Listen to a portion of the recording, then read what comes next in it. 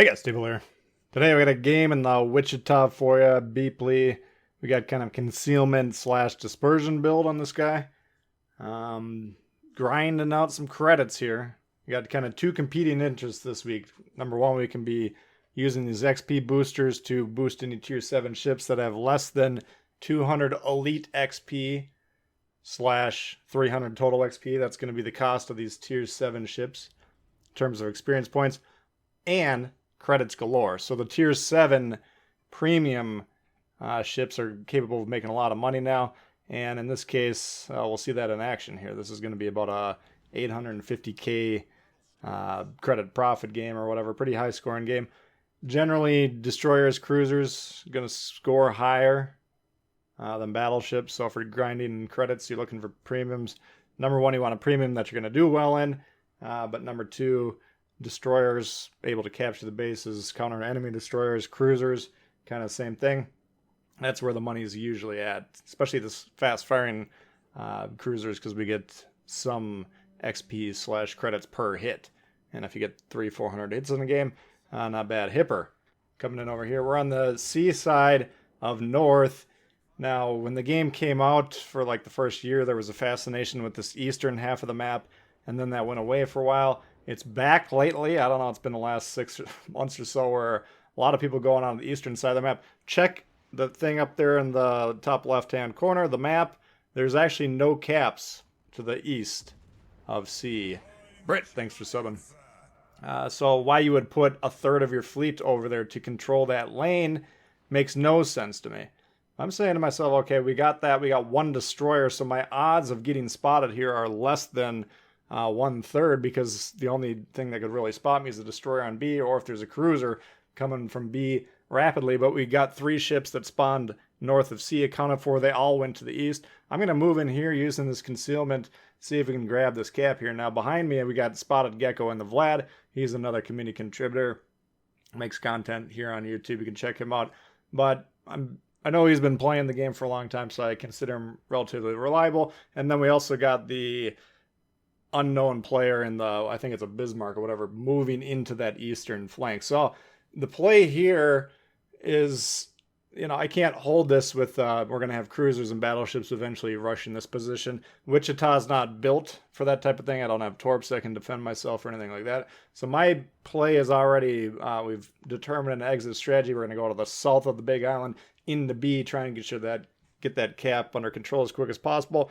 But by getting the C here, if we're getting 36 points or whatever it is every minute that this is controlled. Well, imagine if we can control this for 3, 4, 5 minutes generating points. That can be 100 to 200 points that we've earned in the background, and that can win a lot of games. All right, so we're not capturing C with the mindset of, okay, we're probably going to have this for the rest of the game. We're capturing it with the mindset of, let's see how much juice we can squeeze out of this lemon. Maybe get 100 points. That would go a long way for helping our team early. Jean Bart pushing in, though, that's a hard counter to us, okay? I cannot deal with the Jean Bart. Nose in, he would kill me very easily. So I'm thinking, okay, we got the Vlad. He is going to plug up the hole on C. He's going to tie things up over here. Hopefully that dude on the east can stick around for a little bit. Slow those guys down. Once again, we want this cap generating income. And then we're going to put space between us and these guys. We're going to take a couple shots here and there too while we're at it. But, we can't hold this position, right? Torpedoless cruisers do not get pushed into, but bigger ships and survive. So as they move towards us, we move away, and we want to get B as well. So we're keeping an eye on A. We've been attacking that cap for a while. Looks like a kind of a fierce battle over there. Didn't quite get it captured yet, so looking for opportunities. B, I see 1 or 2 cruisers up there. Iowa's low. We're going to want to get some shots on him for sure. Anytime we get a battleship that's low, you got 2 things you got to be running through your mind in terms of their health. Number one, they got heals, especially early in the game, so we want to kill them before they get the heal back on their cooldown. And I don't know, half the battleship players at least use that will to rebuild perk. It's a Bill idea. It's a horrible game strat or game design, but nevertheless, it still is in the game unchanged, and that makes the bottom, 20% of their health or whatever it is, basically an infinite pool, as long as they got guys that are holding their hands, sailing around close to them. So those low battleships, if we get shots to them, we want to get them off the board, is the point we're trying to make.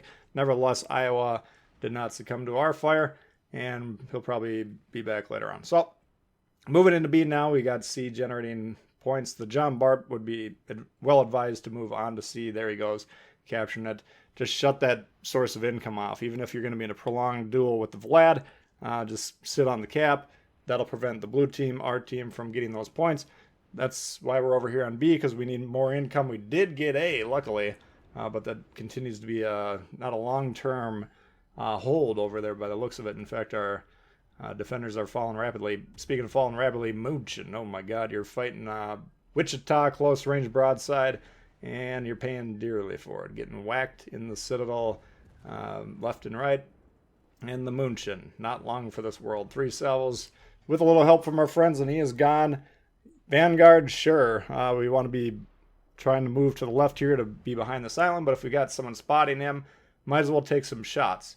Keeping an eye on the situation over there. Looks like a little bit of a stalemated situation that's fated to be lost, of course. It's just a numbers game, 4v2 or whatever it is. We're not going to get that, so we're planning on getting this cap here, and then trying to clear A as quickly as possible. Now, Wichita moving into a line doesn't sound like a pleasant experience to me.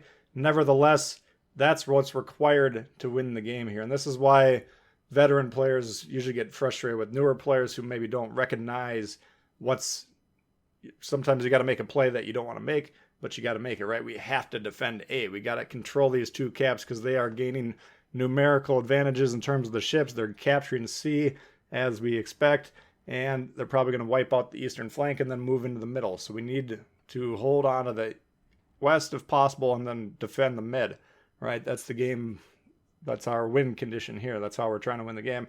So to do that, got to get aggressively to the west. Try and get this line under control here, and the Vlad in the background. Jean Bart pushing around here. Problematic. Like to help out those guys on the east, slow him down, maybe get him on fire. We do get him on fire there. He returns fire our way. Oof. Always a little bit risky. Wichita, very hard to cripple. It's a very hard Citadel hit. It does exist. You can whack a Wichita, no doubt about it, but it's not the easiest ship, which is why it's probably not going to be on sale for anytime soon. It was a premium or campaign ship a while ago, and it's kind of on the short list with a few other ships that are probably not going to be coming around till Wargaming's having a really bad quarter and management's telling them, breathing down their neck, we need some cash. Go sell some ships. Whenever that happens, then we'll see the Wichita and something else coming around. But pretty strong ship, nevertheless. Now we're at 53,000 damage. We got 37,000 HP, so we're not quite doubled our HP yet, but pretty good game so far. The damage is going to be quite a bit higher at the end of this game here. You can see by the thing at the bottom there that tells you how much time is left in the video. We still got about half the game left. All right, and it's looking here, it might be looking all right. We got 2 caps. Ships, we're only down 1. Situation pretty dicey though, right? Because we got the line over here that we're having a Hipper and a Wichita. Cruisers attacking battleships, always, low percentage plays if they're forced to move into them. Bismarck, I think Bismarck winds up having a pretty good game here, and overall, pretty good job. Positioning, though, this late, we need the Bismarck to be very, very aggressive, right? This hanging in the back, kind of shooting stuff, not going to work. Moving to the far western edge here, as we'll see over the next 3-4 minutes, not going to work. You just got to work on the positioning a little bit. Overall, decent, though, but these 3 ships need to be combining onto a 3-on-1, rapidly taking down the line like a pack of hyenas, okay? Because we're down numerically, but on this side of the map, we have the advantage temporarily. That's the key. We need to press, get this guy down as quick as possible, and then engage these guys as they come from the east, one at a time. That's the only way we can really turn around a numerical disadvantage, barring extraordinary play on either end of the ball, either extraordinarily bad or extraordinarily good. Very hard to turn it around when you have a numerical disadvantage. It doesn't generally matter that much the skill of the player. It's very hard to... The game's designed to be won by positioning. Lion, I was hoping he was dead. I was already trying to greedily switch to the Jean Bart because we got stuff to do. There's a lot going on here. Would like to get B reset. That's not looking good, which is going to put us in a real big bind because our win condition the entire game is to win by score. And now if they get B, that's going to be extremely hard to do it. But this is going to be one of the rarer games that you see where the team that is losing the caps for a good chunk of the match, and this is going to be about a third of the match that will be at a numerical disadvantage, we will win on score here. All right, so this is going to be long odds, not something you're going to see every day.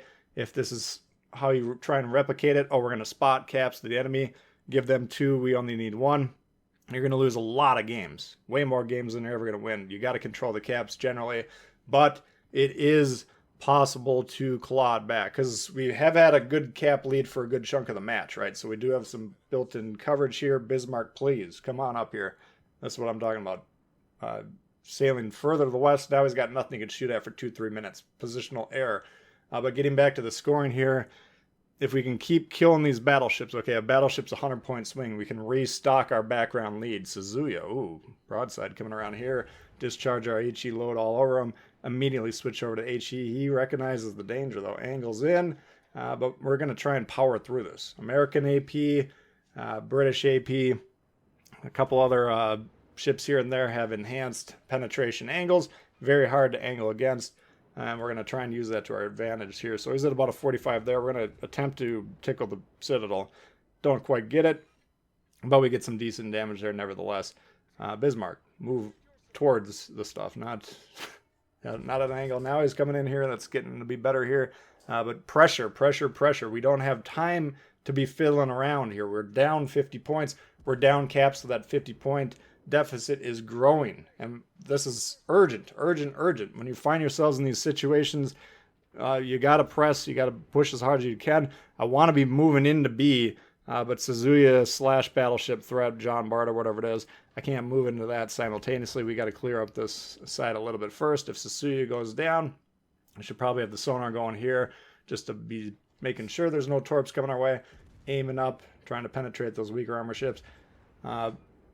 If we can get the Suzuya off, maybe we can get into B, maybe not, depending on if we can get that island in between us and the Jean Bart. Boom, there goes the Bismarck with a clutch shot on that. And we're going to go ahead and try and dodge. And we do dodge there, and then we'll probably decide to turn in here. We need to start dealing the damage as quick as possible, yes. And you can see, once again, our lead is briefly restored, but barely, right? So, once again, the pressure is to get on the cap as quick as possible and to keep killing these ships. Luckily, though, the scoring has been so low. The cap control wasn't that great. It was kind of, nobody's really threatening to hit 1,000 points, I guess is my point right now. So that's an end game pressure you're usually going to feel. Is okay, we got to stop the bleeding because we're going to be forced over a 1,000-point threshold by the enemy scoring. Not present here, but we do need to keep sinking these guys to get that lead because I can't get B, right? I can't move into B with the Jean Bart point blank range. That's the Jean Bart's designed to kill me in that play. I'm designed to die in that play, so I can't do that. We need to combine forces here. Bismarck getting some good shots. Again, the Bismarck needs to be moving into him, not kiting away, getting those secondaries on board, trying to knock the guns out and get him killed as quickly as possible, and then move into A. I get, yes, textbook says he who sails away from enemy wins the fight. Yes, but not when we're desperately behind in the score. Okay, this is once again what we're talking about. Sometimes you're forced to do what you don't want to do. Sometimes you have to violate the textbook because of the situation, and that's where the game experience comes in. You got to keep watching replays and playing your own games. And I always recommend when you die in a match, don't immediately go on to the next game. Usually stick around and try and analyze the play. Just get more experience that way. I still, to this day, I've played about 15,000 games or whatever. I still watch the end of most of my games, probably over half of them if they're interesting at least. And then sometimes I'm still amazed by the endings. Sometimes I'm like, damn, I should have stopped or kept the recording going there. And we could have even called the teammates action because it ends up being a good game. But there's plenty to learn by sticking around these games and reading the situation. And when you're dead, you can sit there and really focus on the score and say, okay, here's what needs to be done. Practice your learning from that perspective. It's not all game mechanics. It's not all actually playing the game. It's a learning the game. And you can get learning and experience from the game just by watching the games unfold. So stick around if you can. Hipper, This is crucial because we're currently up, but by the end of the game, I think we'll be down here if nothing changes. We're not generating points from A, they're generating points from B and C, so this Hipper needs to die. They tied the game there, they're up. Now, we got the battleship, whatever he is shooting at me, but at the buzzer here, we need him down. I got the AP salvo and we switched to HE more consistent. He's hanging on by a thread, and let's see, one more shot. Boom, we got him there. 10 seconds left. Pulling over here, Iowa, there he is. He's back.